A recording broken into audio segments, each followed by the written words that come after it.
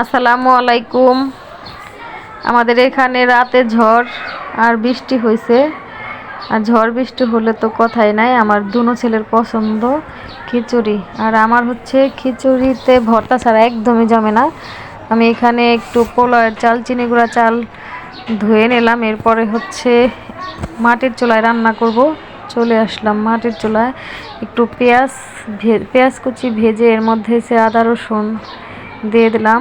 এরপরে আমি সব মশলা একদম হালকা হালকা ব্যবহার করব। এখানে একটু ধইনার গুঁড়া, মরিচ গুঁড়া আর হলুদ গুঁড়া দিয়ে নিলাম।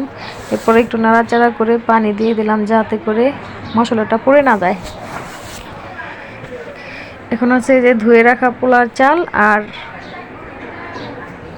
ডাল দিয়ে একটু নাড়াচাড়া করে নেব। স্বাদ মতো লবণ, বেশক্ষণ ভেজে তারপর হচ্ছে এই পানি দিয়ে দিলাম। এরপর হচ্ছে ঢেকে কিছুক্ষণ রান্না করব। যা একদম ফুটে গেছে আর হচ্ছে পানিটাও একটু কমে গেছে। এরপরে আমি এখানে একটু কাঁচামরিচ আর হচ্ছে মটরশুঁটি দিয়ে নেব। একদম ভালো করে নেড়ে চেড়ে আবার হচ্ছে একটু আটকে দেব।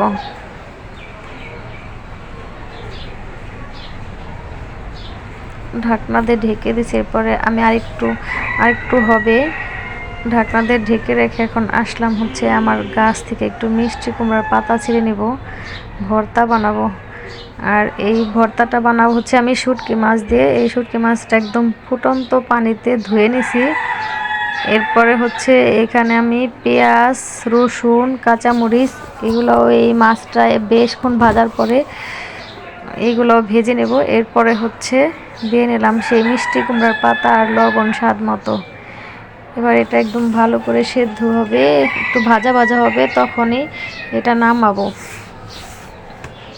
আর এগুলো হচ্ছে ছিমের পাতা, আমি ভালো করে ধুয়ে নিছি। আর এখন হচ্ছে দিয়ে দিলাম রসুন আর কাঁচামরিচ ভেজে নেব।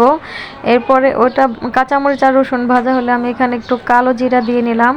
এটাও ভেজে ওঠানোর পরে আমি সেই ছিমের পাতাগুলো এখানে সেদ্ধ করে নিয়ে এরপরে যখন পানিটা একদম শুকাবে তখন একটু তেল দিয়ে ভালো করে ভেজে নেব। এরপরে চলে আসলাম বাটাবাটি। যে প্রথমে হয়েছে আমি কালো জিরাটা বাটবো আর ওই ছিমের পাতার সাথে। আর এখন হচ্ছে যে শুটকি মাছগুলা আমি আলাদা করে নিলাম। প্রথমে শুটকি মাছগুলা বাটা শেষ করে পরে ওগুলা বেটে নেব। এই তো আমার খিচুড়ি রান্না হয়ে গেছে। আর এরকম ভর্তা খিচুড়ি আমার ভীষণ ভালো লাগে খেতে।